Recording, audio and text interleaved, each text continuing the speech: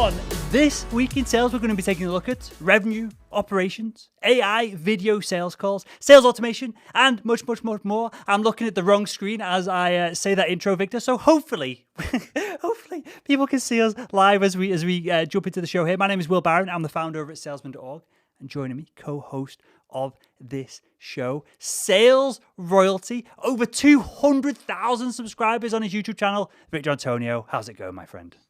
It is going good, Will. I got a little sweater on here because it's a little cold here in Georgia, but man, all is good, man. How's everything on your side? I am very well. This is my last job. I've got a few things I need to do video-wise. This is essentially, though, my last conversation, my last thing that I've got to do of importance before I wrap up for Christmas. So I'm excited to get in some of these topics, Victor, with you. And then maybe we'll have 5 minutes at the end just to see what our Christmas plans are and see how things differ over the pond. Yeah, we'll compare notes at the end. All right, well, cool. Are we jumping into this? Let's jump straight in, mate.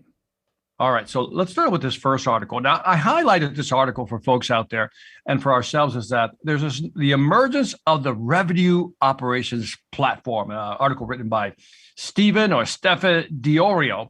He says these operating platforms, revenue operations, they're generally trying to describe a better way to manage people, process, and technology. Okay, nothing new there. But I thought it was interesting, and we'll have to put the graphic on the screen for the folks so they can see it. But what I love about this article is that, well, it highlights all these different pieces that companies are trying to pull together. There it is. That companies are trying to pull together to try to make it all work. And I just wanted to share this with you and the audience, and with you specifically, to get your take on. This looks hard to pull all this stuff together, and apparently this is where it's going. Any thoughts on this, Will? So I'll leave it up as I work for it. Revenue enablement, revenue intelligence, talent. There's a lot of stuff here, Victor. Yes. Is revenue, the revenue operating system, is this just a new buzzword for, I don't know, what is this replacing? What are we trying to achieve with this diagram? I think for me, well, I'm looking at this diagram as somebody trying to explain it. Now, I should say that Stephen Dorial and a co-author, Chris Hummel, are writing a book called Revenue Operations, and subtitled A New Way to Align Sales and Marketing, Monetize Data, and Ignite Growth. You got to get excited about that title, Ignite Growth. And so I think what they're trying to do in the book is, first of all, I think they created the phrase, right? It's a new phrase, but it's almost like a common data platform. You know, when you talk about, these big data platforms are being formed, I think what he's trying to do is says, look, how does this all play? How does this all fit? So if you're a company and you have all these pieces, or maybe you're missing some of these pieces, I think they're trying to give us a new framework, new buzzword, but a new framework of all the pieces that should be included if you want to accomplish, again, sales and marketing working together, combined data and growth. Cool. That makes sense. Are you familiar with, I think the brand or the company's called Strategizer. They did a book called the Value Proposition the Value Proposition Canvas or something like that. Are you familiar with them? I am not. It seems like a similar thing to what they've done, not Value Proposition Canvas. I'll Google it in a second to what it is.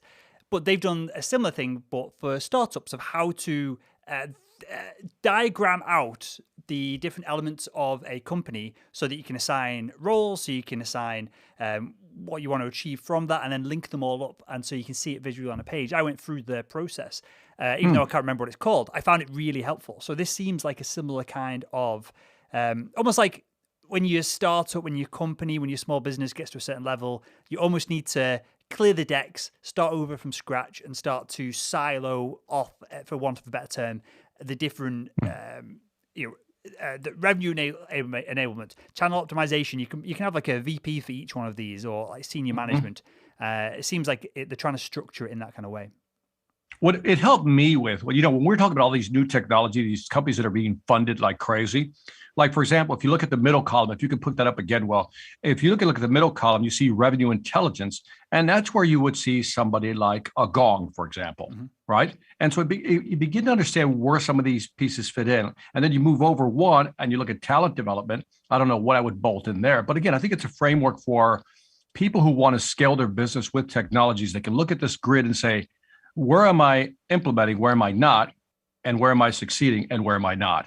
Sure. But I think the infrastructure to basically just manage all this stuff, Will, is to me just unprecedented. There's so much stuff here to manage. And I think that's the new challenge. How do you find, when they talk about chief revenue officers, I think there has to be a chief revenue officer who's combined with the chief technology officer to bring those two together to actually be able to optimize these types of platforms.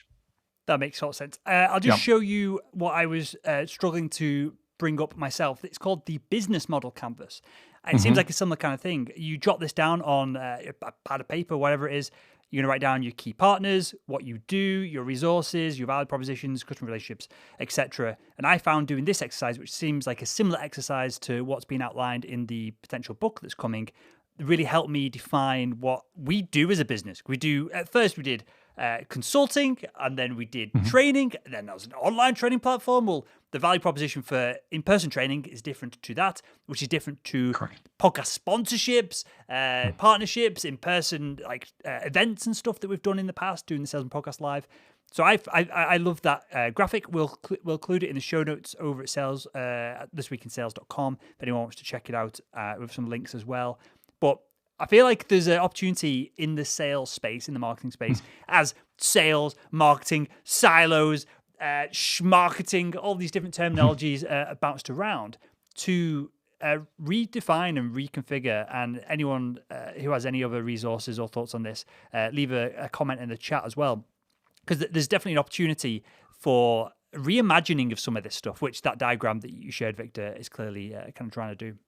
Yeah, by the way, thanks for sharing that. Well, I had not seen that, so I'll have to look at that myself. Cool. In the chat, just to say hello, everyone watching live, we have John Morris says, hey, guys. CF Jackson says, from your Facebook page, Victor Antonio, Merry Christmas, Victor. He hopes you have an amazing... Merry Christmas, back at you. Amazing family holiday. And with that, let's jump into some more news. Let's keep this rocking and rolling. And this is...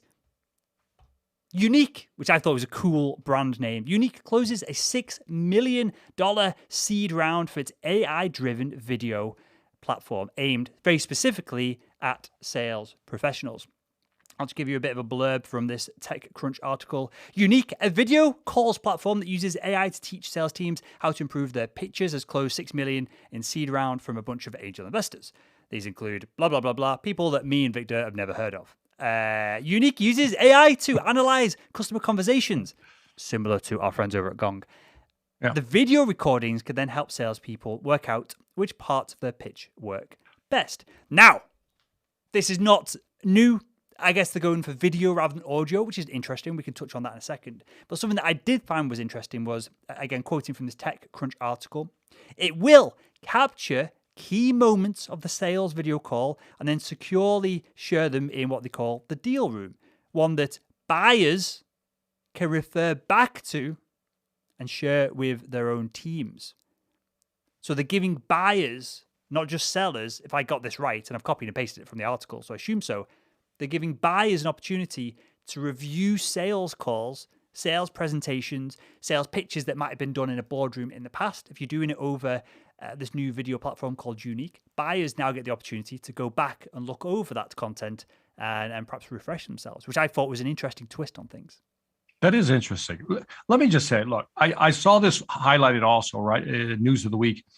And let me begin by saying that they have the shittiest website imaginable. It is the most hyped up, candy glazed website, and I'm looking for real content to try to understand what they're really saying. Will, right? I get the calls, right? And I'm thinking, okay, so where's the AI video piece? You would think that would be very prominent in their website, and so I go to their website, and it's just the most irritating. Again, it's like a bunch of kids got in the room and stuck bubble gum on the walls and said, all right, let's come up with some cool creative ideas, but let's not put any real content. So my suggestion to the guys at Unique, invest some money in your website, give some real content, because I went through it and I still couldn't find anything that highlights what they do. They record the calls, got it, right? That's pretty much what Gong and, as you mentioned, some of the others are doing. But I'm like, okay, show me the AI video piece. That's what I want to see. The analyzing of body language, I assume, they talk about, when somebody mentions a competitor name, Gong does that. Certain phrases, Gong does that. So I'm like, if you're going to say AI-driven video platform, I didn't see anything on the website, Will. All I saw was 2, I guess, customer testimonials that were so boring that I wanted to shoot my toe off after I'm sitting there going, what do you do with the $6 million? Hold on, Victor. In the spirit of sticking Christmas, spirit of being going the opposite side of it, playing devil's advocate. I was so irritated by the site because I was so excited, but then it was like they got nothing on the site that's real content. Perhaps, Victor, they've only just got this money. Maybe it's proof of concepts, unique kind of minimum viable products. They've got them the cash, and now they need to actually build it out. Give this young company, this fledgling competitor to all these big incumbents, these unicorns, Victor, as they call themselves, give them a chance. Look, I want to give the unicorn a chance. I like unicorns. I like all the colors of the rainbows on a unicorn. But when you start claiming things like it's an AI-driven video platform, great. Okay, well, describe what that really means. They don't. How does it improve your pitches? Well, again, what they mentioned more was like what Gong does, which is with the actual audio. I would think that if you got $6 million, Will, somewhere in your business plan, you must have described what the end product, what the MVP, the minimum viable product, is going to be in the first round. I can't find that on the site. It was just like I said, it was just a bunch of blah, blah, blah, blah, blah, blah, blah, blah, blah, blah. But by the way, I'm pulling for them though, because I want them to be successful. It's just like, dude, you're off to a rough start. You guys are off to a rough start. Sounds like a cool product. I'm that bought into. It sounds like a cool product. Chris Stone comments, tell us how you really feel about the website, Victor. And then a crying, laughing face. I think that's what we're all thinking here, Chris. All right, then. Well, let's jump on to the next topic before we get too bogged down in that one. This is just a quick one. I pull it up. There's been an acquisition. Another one. Mediafly has acquired what they called Insight Squared. I just wanted to throw this one in there. Just wanted to say congratulations to everyone involved. And it's another interesting acquisition, Victor. We've seen this. We predicted this, Victor Antonio, like a year ago when we first started this show, in that Mediafly is a sales enablement platform. Insight Squared, I've never used Insight Squared, so I'm saying this from verbatim from their website. They offer sales forecasting and analytics. You only need to plug in another 1 or 2 different companies, and you've got what you'd call, I guess, a full stack solution to a lot of sales problems there. So, congratulations on the acquisition. Hopefully, a bunch of people Inside Squared made a crap ton of money. And any thoughts on it, Victor, before we jump onto the next post? Again, this is all the consolidation part. But again, when I see these things, I'm going, you got to compete with the behemoths like, Salesforce and some of these other big companies like Microsoft as well. And to me, this is just, a bunch of add-on stuff, just bolted. Let me jump into the next article on Sales Trading News, because I think this kind of ties into maybe what they're thinking. So I read this article by Anna Papadopoulos. I like saying that. I don't know why, but I like saying Anna Papadopoulos. So it's titled Sales Automation, the puzzle of reducing salesperson's workload while maximizing profits. Beautiful. Love it.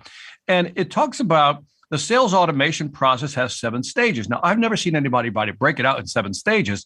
And so let me go through the 7 stages very quickly. And then, Will, you and I can talk about how all these companies begin to fit in where they're trying to solve these different problems. The first one, automated guidance. The sales team gets reminders and notes from sales automation software. Got it. Next one, lead management automation. Do I need to go into that one? Just how to manage leads, curate the lists and leads and filter them. Third one, communication automation is crucial with everything from sales emails to automated voicemails, appointment schedules. So that's another piece of the puzzle. Number 4, automated data entry, a pre-programmed system that automatically fills everything in. Automated research, the AI analyzes data to build and update lead profiles.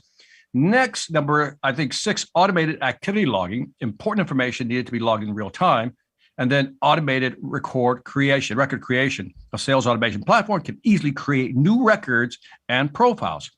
Now, as I read this, I'm thinking, okay, this is all within, and I'm going to try to hype up Salesforce, but they are kind of like the gold standard right now, but that's all included in there, Will, right?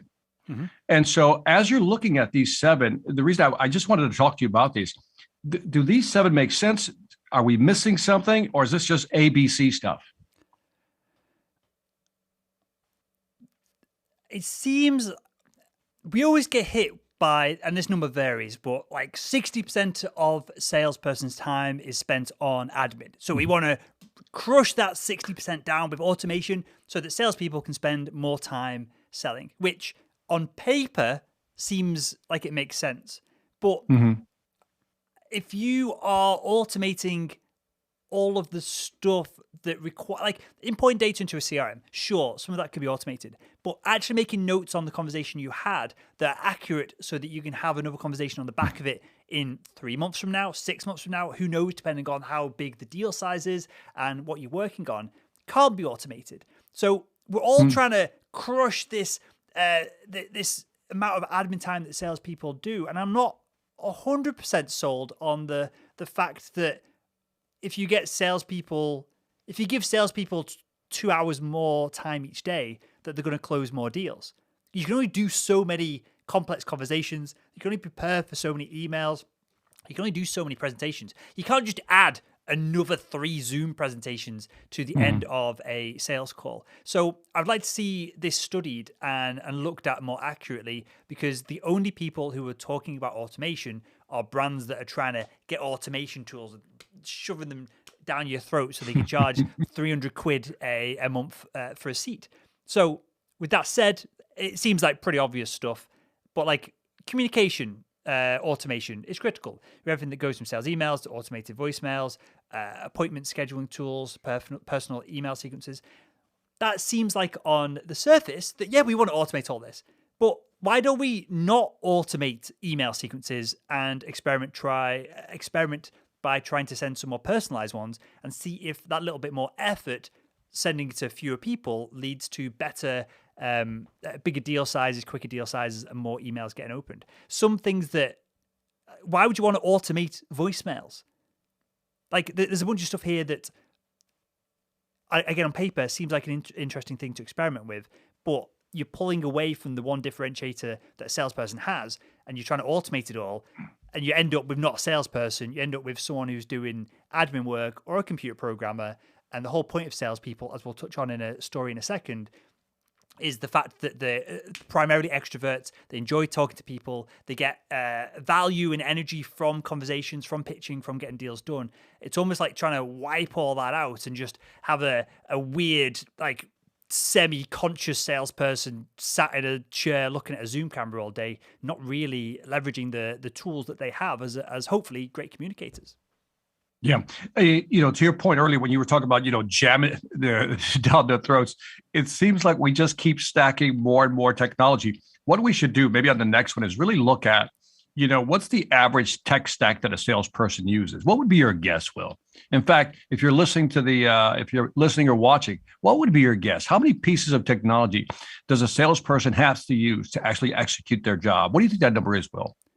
I would say you need a way of generating contact information, because going online and trying to suss out people's email addresses, clearly that can be automated. That's an easy one. Maybe some market intelligence, maybe. Again, it depends on the size of the deal, how many people you got to reach out to, what your quotas are, that kind of thing. But maybe some market intelligence, a way to appropriately schedule emails, as in I want to personalize as many emails as I can within an email chain, but I don't want to have to put reminders in my diary to email someone if they've not replied to me in 2 weeks. I want that to automatically go out in 2 weeks if I've heard no response. If you're doing cold calls and you're spamming the market that way, then maybe an auto dialer, something to speed up the mechanical process of keying in numbers into a computer, or a desk phone if you're still that old school. And then I want CRM to track it all, maybe some soft marketing automation, or I want to be able to integrate my data into wider marketing automation that goes across in the organization. And then stuff like DocuSign, so I can speed up the document signing process. Maybe a gong, someone like that on top, some kind of positive feedback loop, so I can try and improve without wasting too much time monitoring my own activities. But that's about it. Have I missed anything obvious there, Victor? No, I think you hit all the big ones. If I calculate, you hit about 7, which is kind of my number in my head. And by the way, the 7 is obfuscated with a CRM that has multiple plugins, right? So there could be more things within the CRM. But I think about 7. But I would love to see, this is just finger in the wind guessing, but it would be interesting to see how many technology pieces are sales people actually using to kind of carry out their job, because it's becoming a little, I don't want to say unmanageable, because I think if you have the right integration, it becomes very manageable. But if you're a small business and you're trying to start up with some of these pieces of technology, it's going to be very kludgy. By the way, is kludgy a word over there in the UK? I've never heard that word. If you'd have said kludgy to me out of context, I would have thought that you were missaying the word clergy. No. You're talking about, I need to get the kludgy or Kludgy, I think Victor's going to come in like a priest outfit next week. This is going to be awkward. When you kludge something together, it's like you're just bolting odd things together. It's kludge. And so I just said kludgy, like it's, not clergy. But. Sure. And there's, I won't, I'll just say, because I went down this route. HubSpot, part of their branding is the fact that they are building these systems internally and it's based on one set of data versus, sure. And they're using that as a, rightly or wrongly, good, bad, whatever you wanted to describe it. They're using that as a point of differentiation versus the likes of Salesforce in the market, who have, I guess, I don't know, I can't think of a good metaphor, some kind of pillar that you're sticking stuff to that over time might become so big and unbalanced that it can fall over and break in that side of things. So yeah, that was a terrible metaphor. You triggered me when I'm looking at, I was looking at something about with technology stacks, like, I think it's Nancy Nardin puts out all the different pieces of technology for inside sales, regular sales, and in marketing. You see all these little logos of all these different technologies you can use. And now it's becoming almost like an eye chart. You can't even see the logos because there's so many. They went from like 300 to 3,000 to 5,000, maybe 7 to 10,000.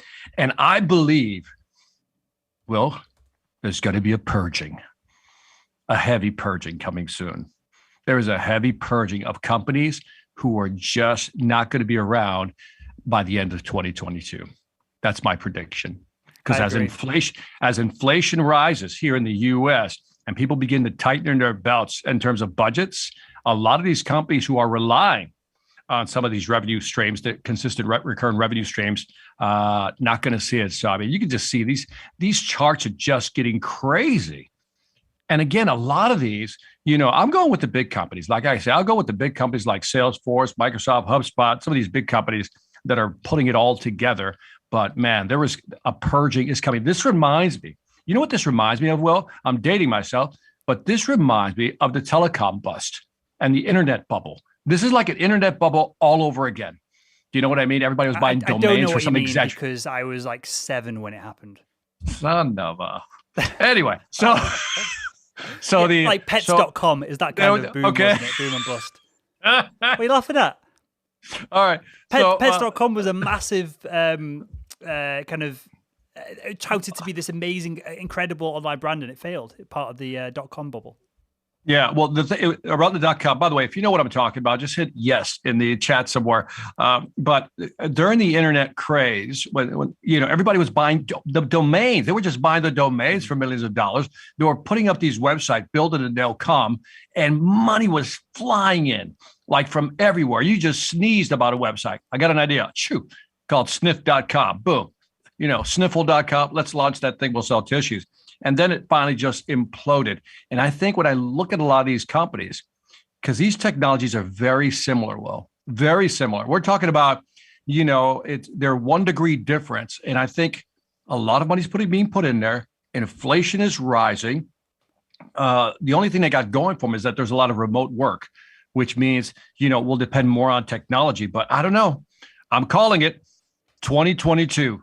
It's one of those though, because so if you're an investor going into and you're in this space, clearly you'll know more than Victor and I combined times 1,000. But I believe this to be true that investors look for the what they call unicorns. So they'll invest in 100 sales tech startups, and one of them will just randomly be gone, and now it's worth billions of dollars, right? One of them will randomly be worth. I don't know what's been acquired recently. There's a few that really, really popped, and there's a few that have been acquired and different deals that have been done. And so, if the market is that full, as I'll show again on this diagram from Smart Selling Tools, which you mentioned earlier on, There's tons and hundreds, right? You mentioned it being an eye test. Literally, I can't even see it unless I zoom in, right? It's almost by default that a lot of those are going to fail and nobody will really care about it. And the talent gets sucked up somewhere else and the kind of amalgamate. And we saw that in the kind of marketing automation, marketing tech space like 5-10 years ago. I feel like we're going through the same kind of bubble that what we went through then. That's right. And by the way, not to beat on the company Unique too much that we mentioned earlier. That's kind of what I sent. Here's a company. It's almost like a Me Too product. And they need to get their marketing muscle behind, or at least put their message out there so people like me, when they go to the website, can understand what they're truly offering. Unique, I'm pulling for you, though. Well, they've had some free plugs and free content from this episode. Okay, let's move on to the next topic here. And this ties into what you mentioned then of remote work, people working from home.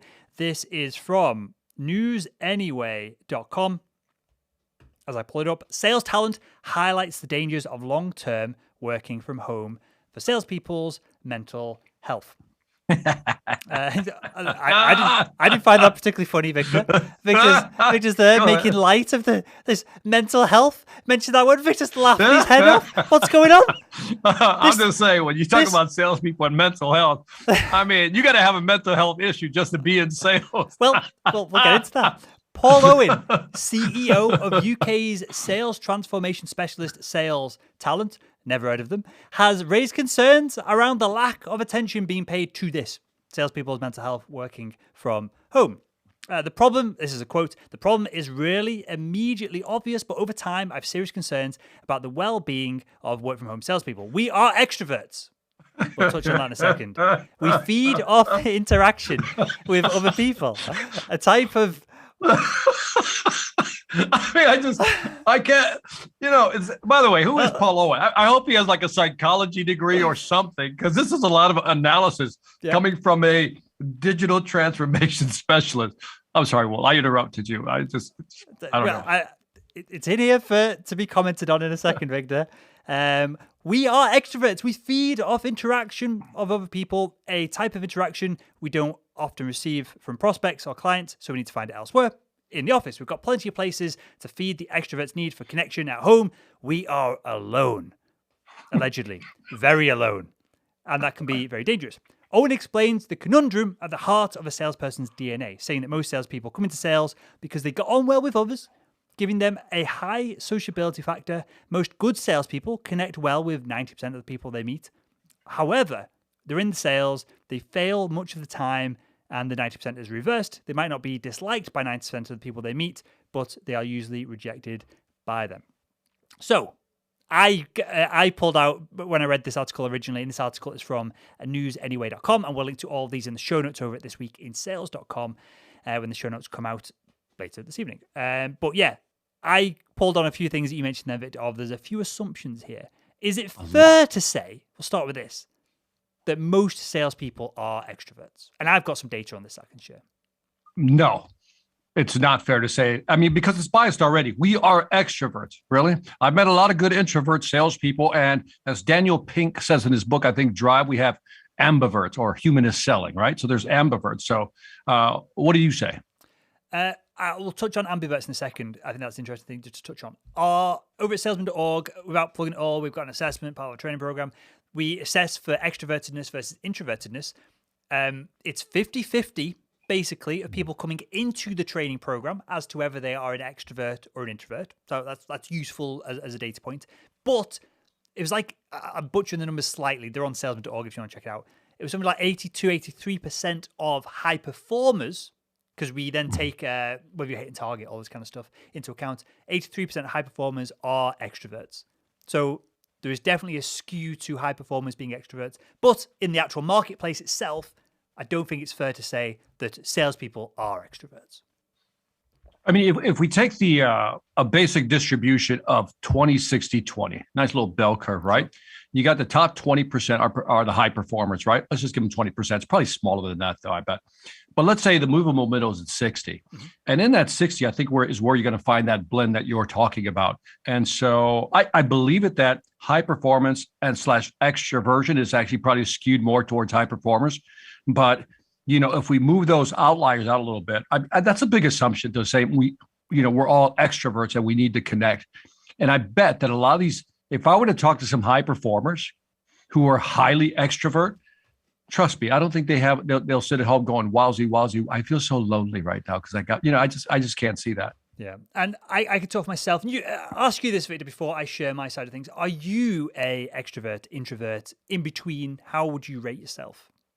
It was a good question because I've been asked this many times, because I am an extrovert when it comes to facing society, right? But in general, when you don't see me, right, when I'm not on whatever mental platforms or stages, I'm really kind of an introvert. I don't like being around people.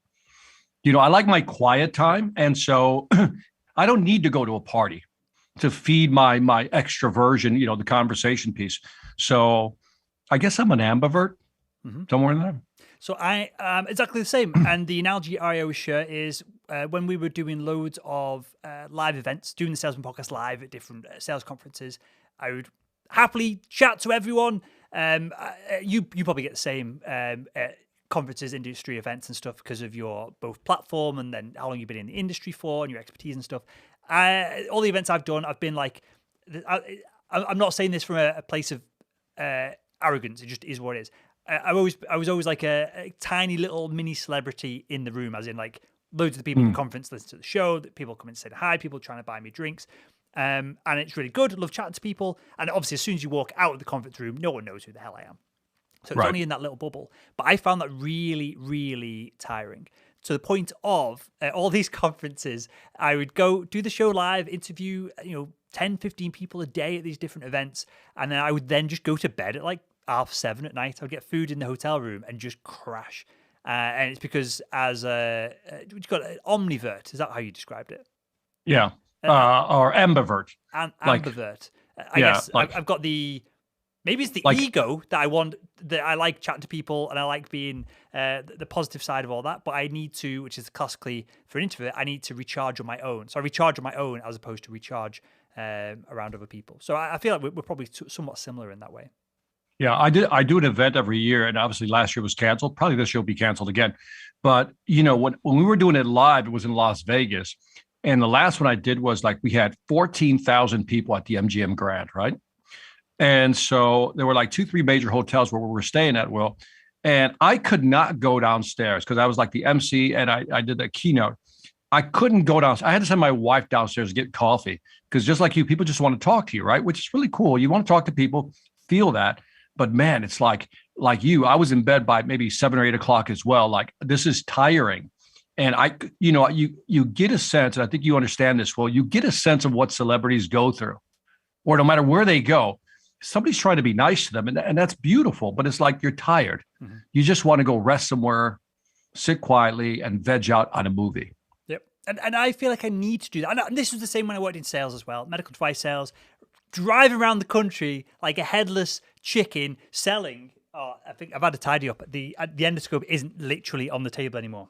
I'll have it ready for the next time. Good. I'll have it ready for the next time we record. But I would have to spend a good hour when I got in just watching TV, maybe not reading a book, doing something super passive. And then I was fine again. Then I was ready to go out because I was single at the time, ready to go out on the pull, having a drink, whatever it is, partying. But if I tried to do that straight after work, I would just be a zombie. And it's almost like not quite mental fatigue. It's almost like an overstimulation. I need things just to dribble down. So we've got totally off track here, Victor. But I think that was useful for the audience. If you're watching this live, leave a comment below in whether you're watching this on LinkedIn, Facebook, YouTube, Twitch, wherever the heck you're watching this. Are you an introvert or are you an extrovert? We'll come back to a couple of those at the end of the show itself. I think before you close this one out, I just really think it's interesting that, this guy, Paul Owen, who wrote this article, to me, I think it's pure conjecture what he's doing here, because I'm sure there's probably no data backing any of this up. And I really get irritated by stuff like this. Not that I'm in an irritable mood today, but this topic also irritates me. It's because it's like, okay, where do you get this? Because that's an opinion right there, right? That's an opinion. And so I'm just irritated by this article. I take no value out of this article. Zero, Paul. Zero. I feel like, Victor, if you're not 100% positive, I feel like I've got to poke the bear a little bit. But we're running out of topics for me to wind you up on. No, Take it that's away, wonderful. Victor, with this. I'll do what I can to antagonize you and get you just leaving the set in a second. But give us On a positive note, I discovered, I wanted to share this with you. This gentleman with you, his name is Clayton Christensen. Some of you may know who he is, but I also will.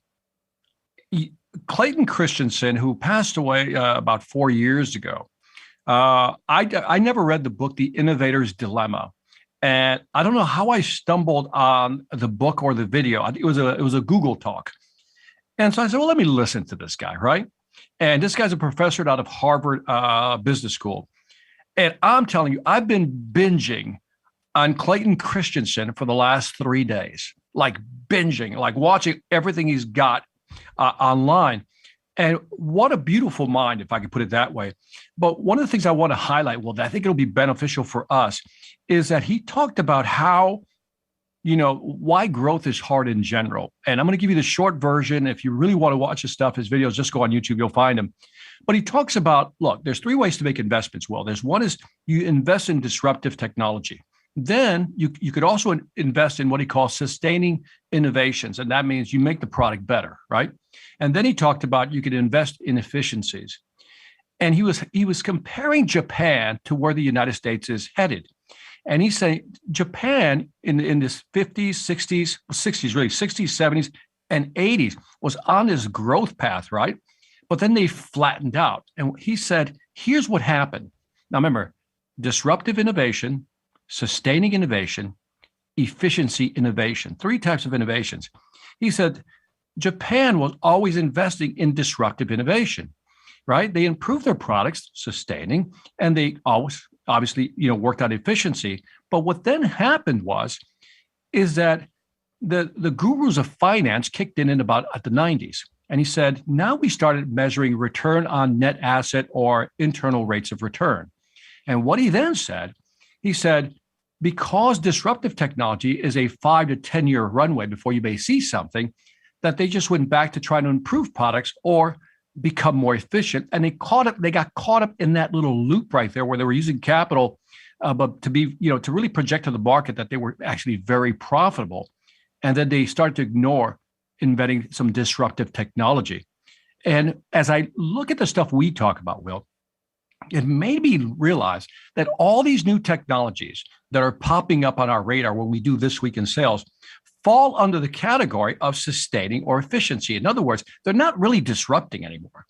A lot of this stuff is just an improvement over somebody else's. Again, not to pick on Unique, but Unique is just improving maybe on what Gong has to offer, a course, whatever it may be. Or they're trying to save money using technology to become more efficient. But do we really see any disruptive innovation aside from AI, which is really kind of the background where, kind of the backdrop of what's happening? And I kind of wanted just to kind of, I don't know if have you heard of Clayton Christensen at all? Yeah. Before I've read like summaries of his books, but I've not read them myself. They just seem a little bit dense, as in thick and heavy, They're as dense. opposed to unintelligent. Yeah. But I'm familiar with the concepts. What you're saying, Victor, reminds me of. Have you read? I think it's is it Peter Thiel, 0 to 1? I've not. So that's a book. It's along the similar lines of what we're describing here, and I think he described his like metaphor is you can have success going from 1 to 2, from 1 to 27. But the big unicorn companies, the companies that change the world, the companies that tend to last the test of time, go from nothing to 1. So that's like Salesforce going from CRMs are all stuck in a cupboard in someone's company's server basement. We're now just going to take all of that, have it in the cloud. It's a similar product, but now at the time of the launch, your options are seemingly limitless. That's going from.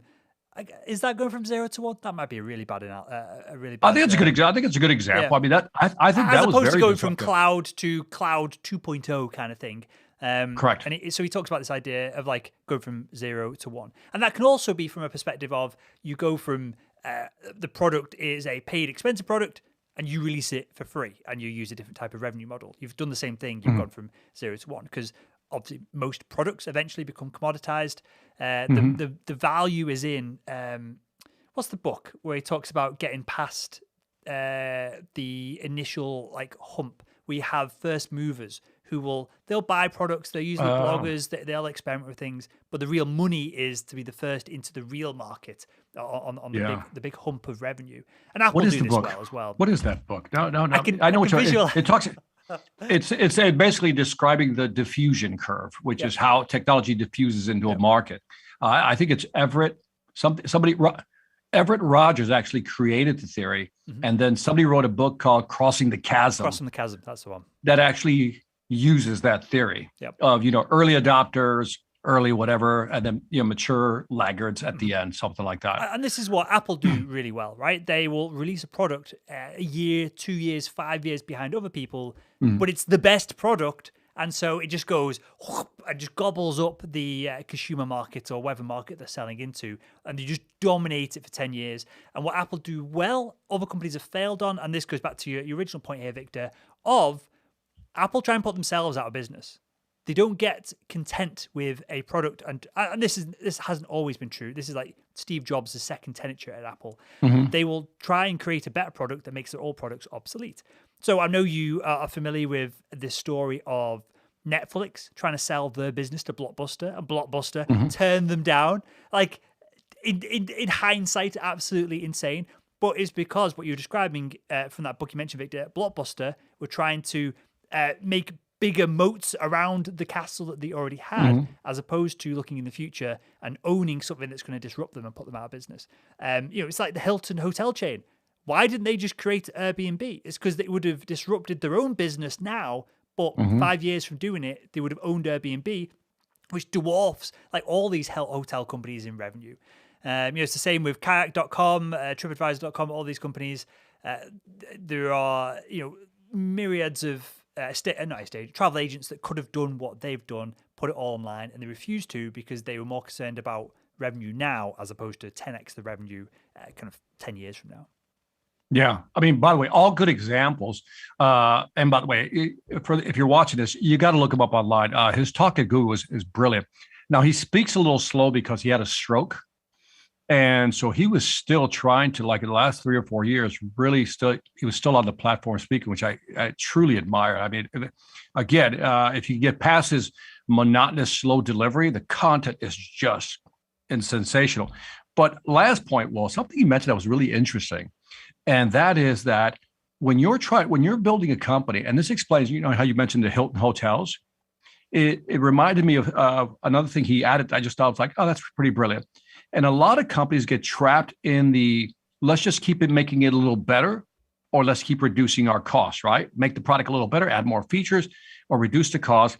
And they don't want to invest in disruptive technology because of the capital that would be required to buy the assets to actually get the company going. He says what a lot of companies do when they want to disrupt themselves, kind of what you said, in terms of build a new product that's obsolete and not make the last one obsolete.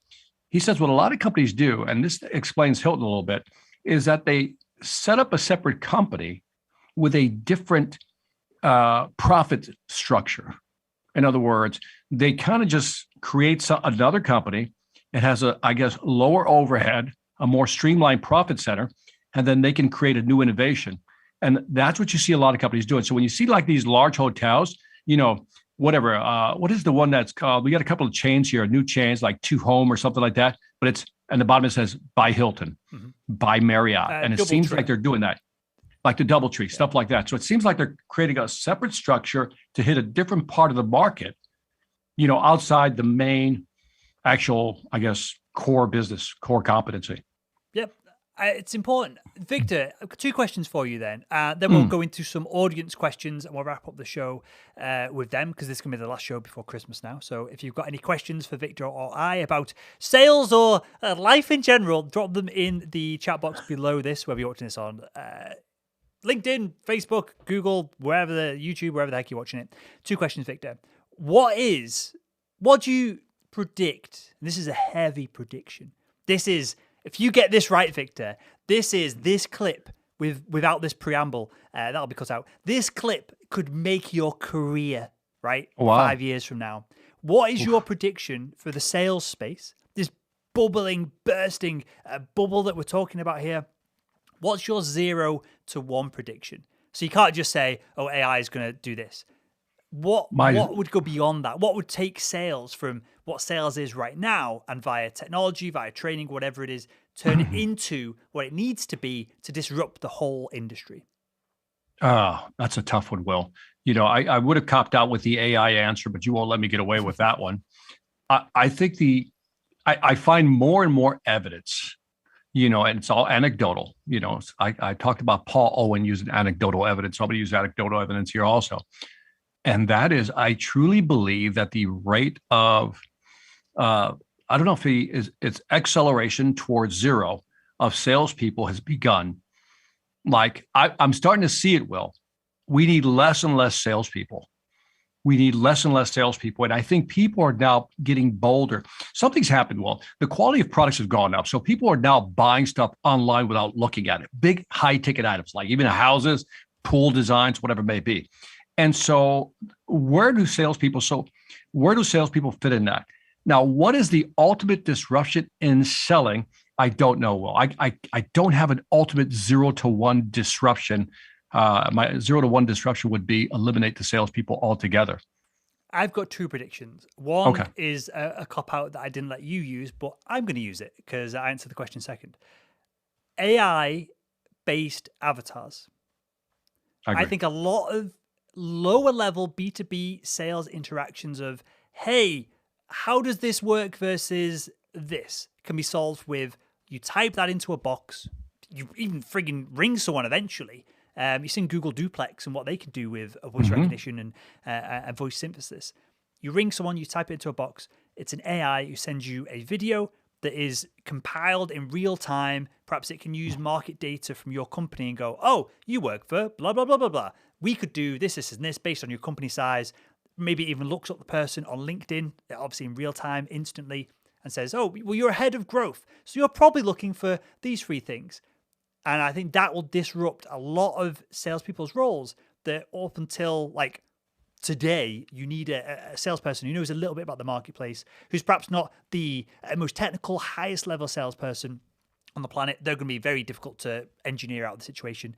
But that's like 10% of salespeople, 15% of salespeople in the B2B space. There's going to be so many salespeople wiped out by that automated system. Now, of course, it's going to take years to refine it, but that becomes such an important piece of IP to essentially, via racks of computers, have unlimited salespeople that can be even doing some of the roles of an SDR, of outreach at scale, all these kind of things automated. And of course, if it goes off the walls, we're all knackered, aren't we? Because who knows what's going to happen? It could tank your perception of your company's perception in the marketplace if someone hits the wrong button and spams out an inappropriate image or link to 20,000 people on its contact list.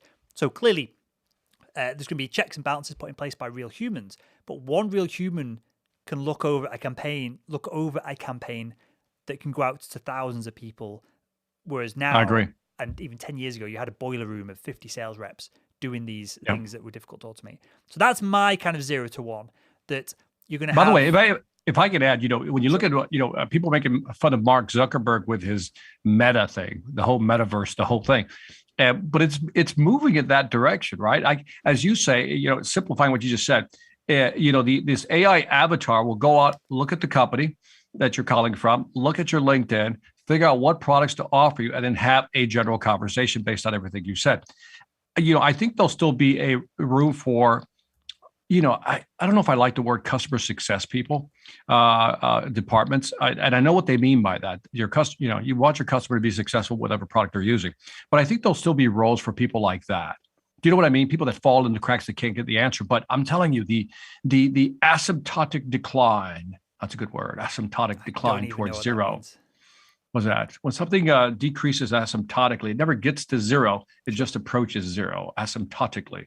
And so I think you're seeing that over time. You're going to see this gradual drop off of the need for salespeople. And the AI piece is going to be very critical. Yeah. So let me ask you this then, Victor. For the people who are watching this, which is a handful of people, but the thousands of people that will hear and see this over the next kind of week or so as it goes out on all the podcast platforms and that side of things, that are now cacking their pants and they're sat in the car gripping the steering wheel, they got white knuckles and like, crap, Victor Antonio knows what he's talking about. It's like Will Barron, he doesn't know what he's talking about. Victor Antonio does, though. How am I going to deal with the situation? I've got a mortgage to pay. I'm a salesperson. How do I not become redundant in this market in next 10 years? Perhaps I've been a salesperson for 10 years. Perhaps this is all I know. I've worked really hard. I've done Victor's training. I've seen Victor speak. I've done Will training. I've done all this. I've stayed on top of things. What should they be doing to future-proof themselves, to make it so that they can't be replaced, to be what Seth Godin calls in his book of the same name, for them to become a linchpin? Yeah. First of all, I don't know, but I'm going to guess.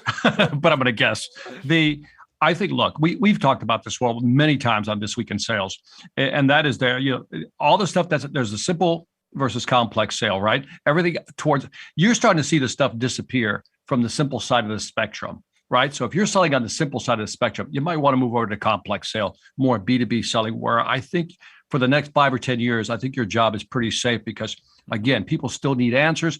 Remember, as I always say, people will call you for 3 things: to confirm, to clarify, or just to give them the confidence to actually make a buying decision. So I think that type of person will still be around. But let's go back to the basics. Well, it's not so much just selling, it's understanding people's business. And I think if you want to guarantee your success in selling, whatever niche you're in, whatever industry vertical you're serving, if you can understand the business better than the actual people in the business, in other words, the customers you're selling to, you'll always be valuable. They'll always want you around because they need that type of advice. That's something that systems can't capture that easily. Yeah, they can capture data. They can capture who's, new entrants into the market, what's going on, price pressures, Michael Porter's 5 forces and all that stuff. Mm-hmm. But they still want to talk to a human being like you. And they say, I want you to tell me what you see. What's the slant? So I think if you can become a domain expert, yep. And I think maybe that's the answer, Will. Mm-hmm. You niche, become a domain expert, you become so valuable that people definitely want to, talk to you. But can I ask you a question, Will? Of course. And this is this goes back to, if we believe that sales is going right and it's going towards AI, mm-hmm. then let's go back to our original conversation about that Nancy Nardin chart. That to me, that's kind of further proof that these companies are in trouble if they can't get past, I'll call it the hype cycle or whatever that point is, that quintessential inflection point to be a unicorn. They're going to be gone because salespeople, the numbers are going down, but yet you got companies who are developing tools for the salespeople. Reconcile that for me. I think you're missing the big picture here. I don't think the long-term plan of someone like a Gong is to create tools for salespeople. And I don't have any insight this. This is mm-hmm. My analysis from afar. If Gong can collect enough data of what works, what doesn't, when you mm-hmm. should mention things, when you shouldn't mention things, they have people holding their hands up and saying, hey, here's all of our sales data. Here's a load of voices. This voice seemingly works better than this voice. Male versus female, accents, speed of voice, tonality. Their long-term play has to be mm-hmm. what we described, an AI who can jump on the phone with the perfect voice for the person that they're engaging with. And so I don't think their long-term, I would hazard a guess that their long-term vision isn't, let's help salespeople close more deals by giving them insights. The 0 to 1 is going and just being a service that will sell on your behalf. I agree with you. I think Gong has passed that. If there's like a marker on your journey to to avoid obsolescence, like you're not going to be around, I think Gong has passed that. Do you know what I mean? I think they've crossed the crucible and they're going to be bought out by somebody or else they're going to be successful on their own. I think they've already crossed that giant chasm of acceptability. I'm talking about all these small companies that we see that are getting $6 million here, $15 million there. I just don't see a space for some of these smaller technology companies. And I'd say that's the 80-20 rule. Again, 80% of these companies will be gone. Yeah, well, I think that's part of the model of the startup, especially the Silicon Valley model, though, of you do a startup, you get funding. The only reason that you exist is to get the people who funded you an exit. So they want you to sell. True. So if you can put your own spin on the same thing that someone else is doing, and you can be acquired, even if it's just a talent acquisition, as long as your investors get more out than what they put in, everybody's happy. So I don't think the model is, we're going to compete with Gong. We're going to have a different spin on things. I think a lot of the model is, hey, what we're doing is going to be interesting. It's going to be different technology. It's IP. Hey, can we patent this way of doing things? And then they buy that. They buy IP. They buy data. They buy the talent, as opposed to we're going to compete with someone who's had $500 million in funding. I agree. And so we'll define attrition in the market as one of two ways. One is you basically, you run out of money. Yep. And you don't have a big enough customer base, or you're bought out by somebody. Mm-hmm. Is there a third option? I don't think so, right? I think those are the two big ones right there. Yep. You're in business if you've got money in the bank, because you can always sack people, lay people off, do it over a Zoom call and get rid of 900 people like an arsehole. Or you can, to call back to last week, or you can go down to one person, and one person can survive in his little business on 6 million in funding for quite a while, I imagine, Victor. I bet. But yeah, other than that, if you've got cash in the bank, you're still alive, you still got a chance. So other than that, and an acquisition, or just becoming, some people obviously choose, I don't think you've done this, I don't want to put word in your mouth, but I'm doing this and have done this. I want a little lifestyle business. I don't want a massive team. I don't want an office of 50 people. I agree. So that might be the third way out, where companies are just happy to be profitable, provide a great service. Maybe they go above and beyond on a few things that they can do personally because of the size of the company versus a large corporate, faceless corporation. So maybe that's the third option as well. Sure, little micro niches. Yeah. I get that. All right. But with that, then, let's do questions. Well, let's do some questions here. I'm going to throw them at you, Victor, and then I'll bounce back on the back of them if I've got something else to say, just so I can read them in real time and make sure that there's no shenanigans going on. Ishank asks or says, "Hi, gentlemen." Hi, Ishank. Thanks for your lessons, Victor. It doesn't even mention me. Thanks for that, mate. I have been getting a lot of prospects ghosting me. Have you got any tips? Any tips on customers ghosting you? I mean, such a big question to ask. I think I covered that in one of my either live streams, my Sales After Dark, or if you just type in Victor Antonio, ghost clients who ghost you, I think you'll find a longer answer. And I think in the video I did, again, you should find it on YouTube, I really go into some of the different scenarios of why you're being ghosted. And one of the things I talk about, I want to emphasize to you, is that I like to pre-qualify people up front. In other words, if I get a meeting with somebody, I really want to know that they're really interested in what I'm having to offer, or are they just kicking the tires and looking around? And I think part of the ghosting happens when, one, we initiate something they haven't thought about, right? So they're not ready for it. They're like, I love your idea, but we're just not ready. It's not in the budget. We're not even thinking about that. So that's one scenario where you might get ghosted because they're simply not ready. They weren't expecting it. The other one might be is you didn't qualify it. You didn't ask those hard questions, and you basically hoped that they would buy. And so in a meeting, what I like to do is ask specific questions. I even do it today. When I'm talking to people who call me and said, "Victor, I want you to do a keynote for me or a workshop training." And they always say this, "I'm looking at 4 or 5 other speakers." They always do that to me, right? I'm looking at 4 or 5 other speakers. That goes right past me. I don't even pay attention. But then I just start drilling into, tell me what you're looking for, what you want. And I'll give you an example of a company. Well, one company says, "I'm looking for somebody," and I had asked a hard question. "What do you specifically want? What's the outcome?" Basic question, right? Well, and I said, "What do you specifically want me to focus in on?" He says, "Right now, our people are having a hard time with Salesforce, and we want to talk about different ways to use Salesforce, blah, blah." I go, "That's not me." I said, so I took myself out of the game. That's not me. If that's what you're looking for, that's not me. And I think the person was a little stunned by that. He says, "Well, can you because then he started selling me like, well, can you talk about how, best practices, what type of KPIs should we be looking at?" I go, "I could, but it's not me." And so I qualified or disqualified myself, but I qualified the opportunity. So sometimes we get ghosted because we don't qualify the opportunity.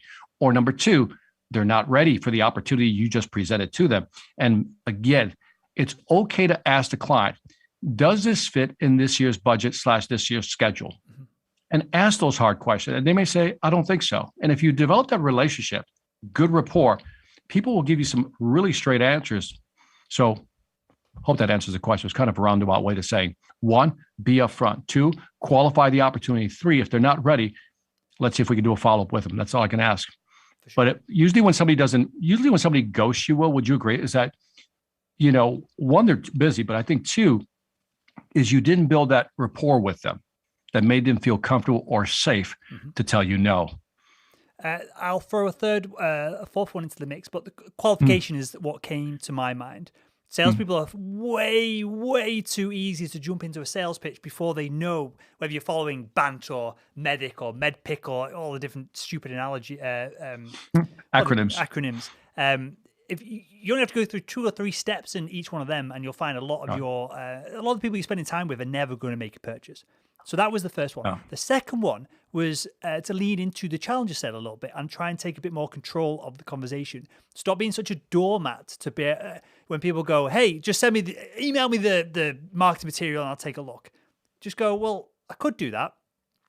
Or we can just run the phone now. Why don't we just do it now? Run through it now? I'll save you time. I'll save me time. Or just be even more blunt. And this is something that I feel like I can get away with it now, but I couldn't have done it back to medical devices.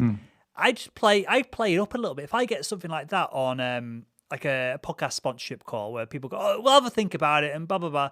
Well, now I play it up because I'm, quote unquote, somehow an expert in sales, right? And I'll lean into that and be like, oh, well, an expert in sales wouldn't allow you to just jump off the phone.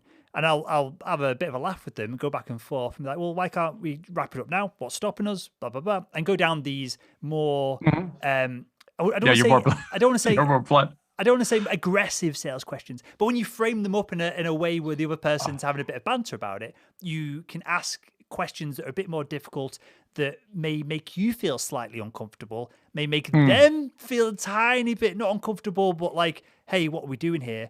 And when you do that, you knock people out of this frame mindset that they have of, oh, it's just a salesperson, I'll just get them off the phone and we'll never speak to them again. I'll never bother with this idiot again. When you call people out with some of that behavior, especially on the phone, I find that you get a bit more respect for it. I 100% will, and you got to be bold. Yep. By the way, I think the word direct is a good way of putting it. Right? You're just more direct. You're cutting to the chase without being rude.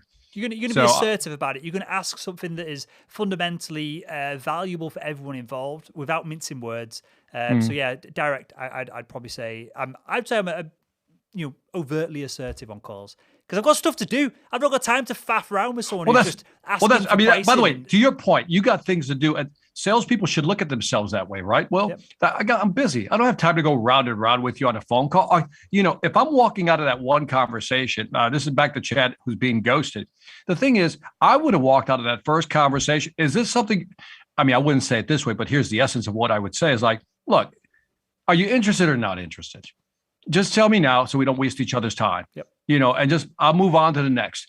I remember hanging out with Grant Cardone, and I remember his line. He says, you don't have a closing problem, you have a prospecting problem.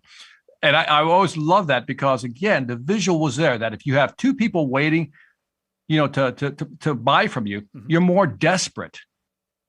And so you kind of mess up. But if you got 100 people lined up, your mindset is totally different. All right, people who have money to this side of the room, people who don't have money, please move to this side of the room, right? And I think there's something to that people don't have a closing problem or a ghosting problem. You have a prospecting problem. Better prospects. It wasn't Grant, but it was someone, probably you, Victor. It was someone who's put this in my brain. Someone who has a YouTube channel. I remember seeing this with someone speaking on stage. And they said essentially the same thing, that all sales problems are solved with a fat pipeline. I think that is somewhat true as well. We've got Ovi says, calling back to earlier in the episode where we were talking about introverts and extroverts. I'm an extrovert when I'm out and about. I'm an introvert when I'm at home mostly. I think that mirrors kind of you and I there, Victor. Chad asks, can you give me an example on how to sell to one of 4 buyers? Happy holidays to both of you. Victor, how do you sell to a room of people as opposed to just selling to one person, whether that's virtually or whether that's kind of an in-person, a board-esque meeting? Okay, so that's always the selling to multiple buyers, right? And as we've talked about many times on this, so, you have content, I have content where we address how do you sell to multiple buyers, right? So go to salesman.org or go to salesvelocity.com. So there's some great content there. But essentially, I'm going to go back to the strategic selling model. It's a book way back when, Chad. And in that book, they talked about how there are 4 types of buyers, right? There's the management buyer, the user buyer, the technology buyer, the economic buyer, right? The management buyer, typically the executive. User buyer, people who are going to use it. technology buyer like CIO or CTO. The economic buyer is like purchasing, right? So those are typically four major buyers that you're going to have in a room. So it really depends. Now, if you got all four, then obviously you have to tailor your message. But I'm talking to the management buyer. What are they concerned about? The future of how this product or service is going to help them grow or get to the next level, wherever that level is. When you're talking to a user buyer, the user wants to know, hey, I'm already using this. Why would I want to use that? And how's that going to help me? The technology buyer is thinking, hey, how can I integrate this with? Is it expandable? Is it upgradable? How does this work? Can I really put it all together? How does that fit within my technology stack? So that's a different set of questions right there, or answers. And then the economic buyer wants to know that they're getting a great return on investment, a good price, so forth and so on. So now, if you know that, and I know I went through that quickly, but if you know that, then you know what your presentation should talk about. It should talk about all those four subjects. So the easiest way to figure out who's in the room is to ask your champion, somebody, your contact, your influencer in that group who's putting together the meeting. That person, you'll say, who's going to be at the meeting? And you figure out who's going to be at the meeting. And if you know what their titles or their roles are, then you have an idea of what will move the needle. I would ask the champion, I said, who needs to be in the room? And let's say the champion comes back. I said, well, these four people are going to be in the room. Are these the four people? My follow-up question, are these the four people that will be involved in making a decision, or is there somebody else? That tells you if somebody didn't show up to the meeting. Right? Because that could be, because I can nail the 4-person meeting, but then I can ask for a follow-up meeting with the person that didn't show up. That gives me an idea of all the influencers in the actual scenario. So that's how I would approach it. Totally agree. One thing I would do just to add to that is to remain flexible in the meeting itself. I wouldn't do, or I'd have a slide deck with Good point. 200 slides, but I'd go through 4 slides and I'd be asking the individuals specifically. I'd go into it with a hypothesis of what I think that they want, information that's been gleaned, hopefully from a champion within the account. But I want to be nimble. I want to be able to, because I've been in meetings, Victor. It's been CFO of a hospital. It's been the surgeon who's typically my champion, who's done all the work. It's already sold. And I go through and I start talking about the medical benefits, how this is going to impact patient safety, the things that the surgeon cares about. And then halfway through, the CFO gets a call and walks out and then doesn't come back in. So I would start the meeting with, I don't know what kind of, how I'd frame it up in that scenario, but I would be looking to understand and turn the presentation into more of a conversation, into a consulting meeting, as opposed to, hey, there's 4 people here. I've got 8 slides for each person and run through them in chronological order. I'd be very careful of that, knowing that people of influence jump in and out of meetings, get bored easily. If you are talking to someone else within the room, and they're not getting anything from it, they're either going to literally switch off and escape, be on the phone, and not be paying attention. So I would prioritize who I'm speaking to, when I'm speaking to them, and if there is one, buyer, a financial decision maker, I'd be making sure to tick them off and make sure they're happy, perhaps at the top of the show and at the end of the show as well. By the way, you bring up a good point. And by the way, I love that approach, because you're highlighting something that a lot of salespeople don't do, which is figure out a way to engage with the audience, your potential buyers, while you're in there. One of the things I train on is that at the beginning of the meeting, there's nothing wrong with saying, would introduce yourself. My name is Victor Antonio. I'm with Sellinger Group, Sales Velocity Academy.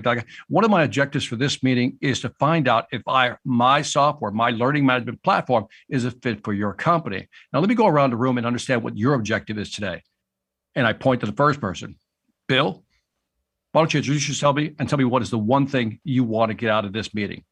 And then you could just boom, boom, boom. If you got 4 or 5 people, you get at least one thing. And I think that allows you, as you say, Will, to kind of orient your presentation to make sure you hit those points. Yeah. And amazing way to start the meeting. And I like to end meetings, phone calls, deal calls, especially when we're starting to get close. And this is a cliche sales question, but I think it has value by asking, hey, this has all gone well. Is there anything that would stop you moving forward with this when I jump off the phone? Is there anything that we need to discuss now? Is there anyone else who needs to be involved with it? And give them a few examples. Love it. And push them to be open, honest, and just say, hey, look, it saves everyone time. We're on the same. I want you to win via our training product or via the medical devices that I've sold in the past. Is there anything that would stop you moving forward with this? Because you seem happy about it. And you also then layering on kind of social proof in that they've said that they're happy. And if they turn around 2 days later and start ghosting you, as we had in another question, they're just being an idiot then. because they've had an opportunity. But your point is, well, I'll tell you, it's a great question to ask, because if you know that here's your presentation, the beginning of your presentation, and you know you're going to land on that question, which is what you just said, is there anything stopping us from moving forward, whatever it may be, right? What I love about that is you can plan your way to asking that question, build enough trust, credibility, so forth. But also with that question, well, what I love about it is that you can look at people and just kind of, judge on their body language, eye movement, whatever it may be, if they're in or out. And it tells, if you really look, you'll see the answer. You'll see people go, hey, as they're trying to think of an excuse to give you that you're not going to be able to conquer, and just see as a casual objection. And if they are actually interested, they're probably going to give you something logical, something useful, something that's going to stop them. And this ties into the closing question I always ask of, trying to close the next meeting or whatever. It was like, does it make sense to get into the next meeting? Does it make sense to get the contract signed today?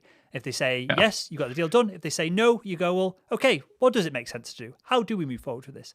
Put the ball back in their court, force the buyer to do a little bit of frigging work, because undoubtedly at this point, you've prospected them, you've qualified them, you've given them value to get them on the call, you've shared your expertise with them. It's now time to get a little bit of back and forth from the buyer itself. Let's run through By the way, I just want to highlight, because you kind of said something that was interesting.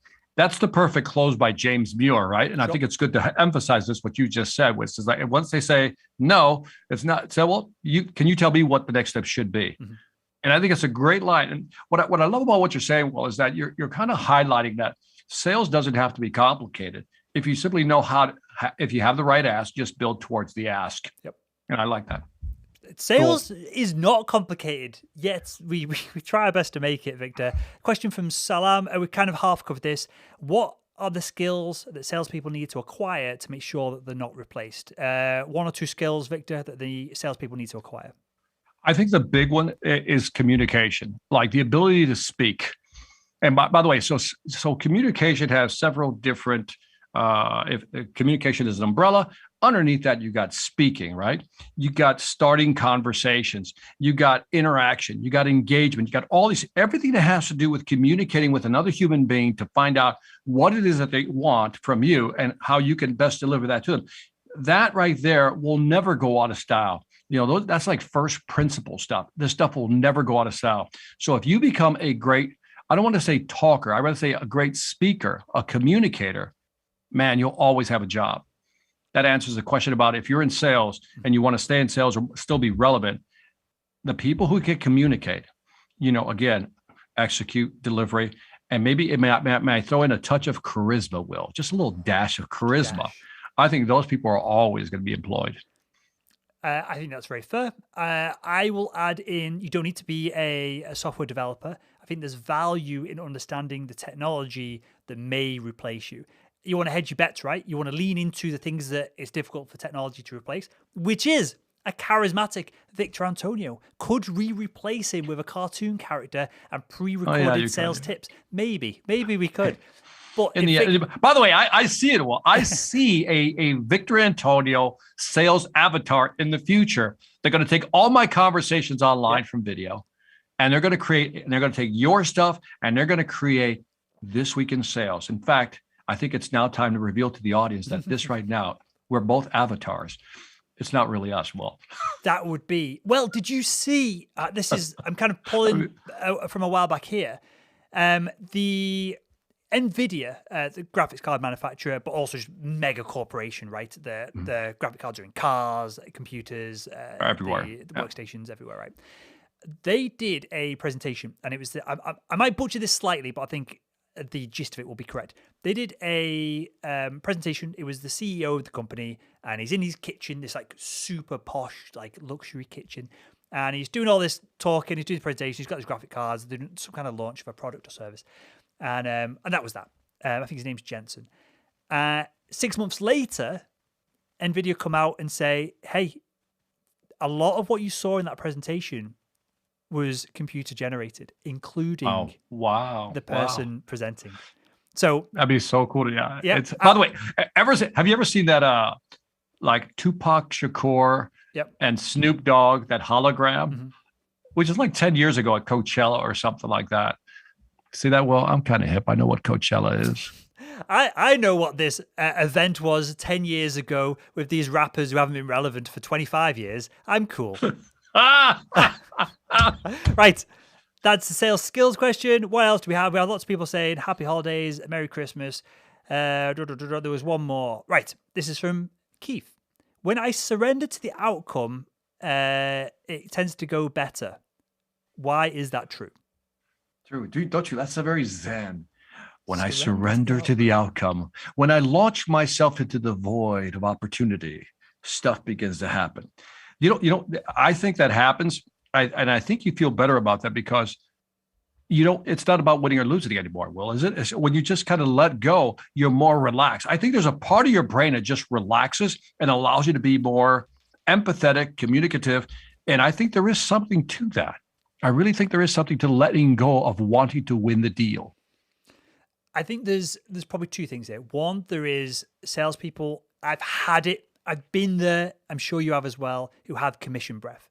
They've got to get that last deal done this quarter, and you're on the hit list, and they're going to pester you, annoy you.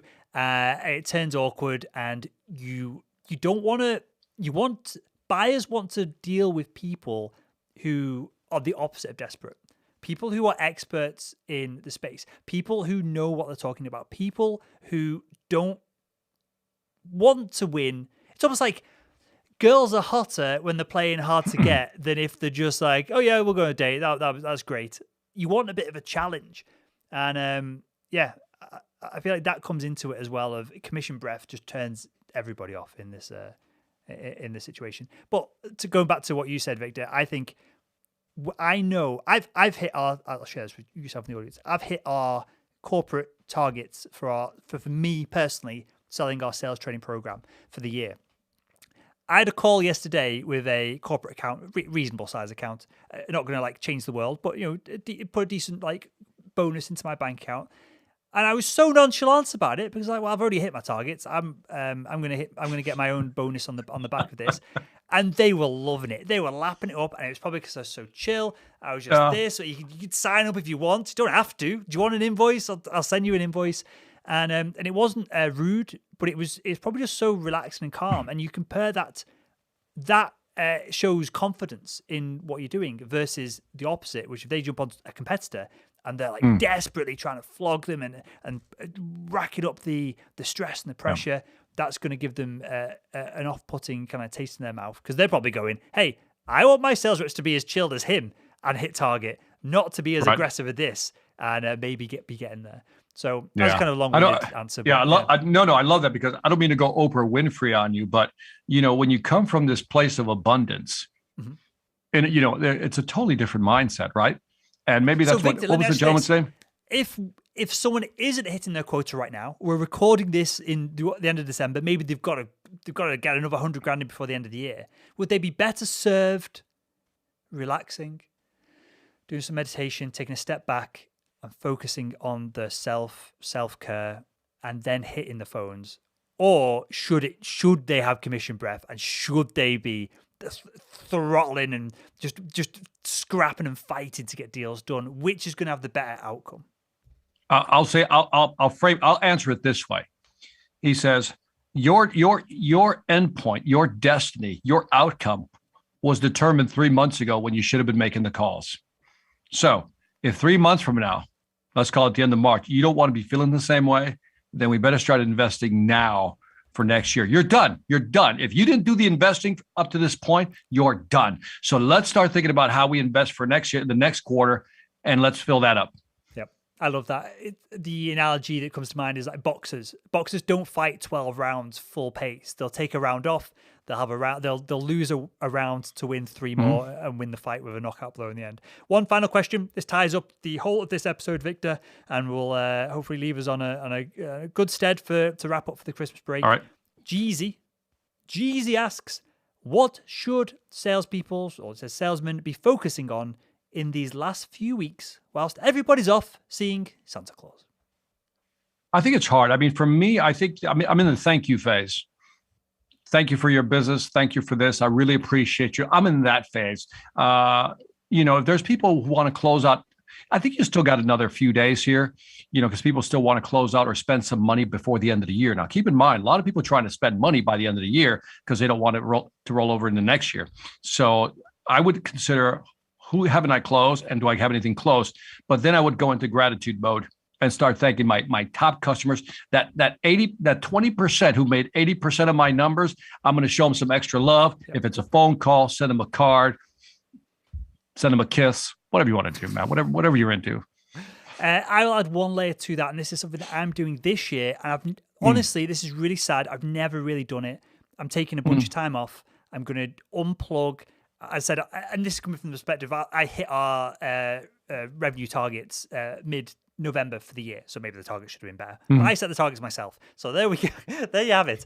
I hit those targets. I'm going to have at least a week off, probably 10 days off. I'm going to unplug, no emails, minimum screens. I'm just going to try and recuperate, because maybe you can claw in a few more deals, maybe you can do this and that, but at a certain point, this is probably the slowest time of the year for most people, unless your product is particularly seasonal. This is probably the time when you can take a little bit of, give yourself a bit of self-love, have a relax, and not have too much of a dip in your revenue. And again, this is on the back of, I've done the work, as you alluded to. I've got the pipeline lined up for January to hit the ground running, and I've just never done this. We've talked about this on the show before. I never take any time off. And so I'm looking forward to just friggin' recharging, Victor Antonio. Yeah, man, if you need, I'm in the recharge mode already. So I'm with you. I'm done for the year. I'm recharging for next year. So if you listen to this, again, if you've done all you can, show people some love, relax, downshift, enjoy it, build up, get ready for 2022. Amazing stuff. Victor Antonio, anything to add before we wrap up for the Christmas break for a couple of weeks or so? January 2nd. Mastering the Upsell launches. So I will be pushing out something out there, and I'm super excited about the book, and I'm working on my next book, The Big Deal Mindset. I'm on track to maybe have that ready by April. I'm super excited about that one, Will, because that one really is a step back from sales and really how people think.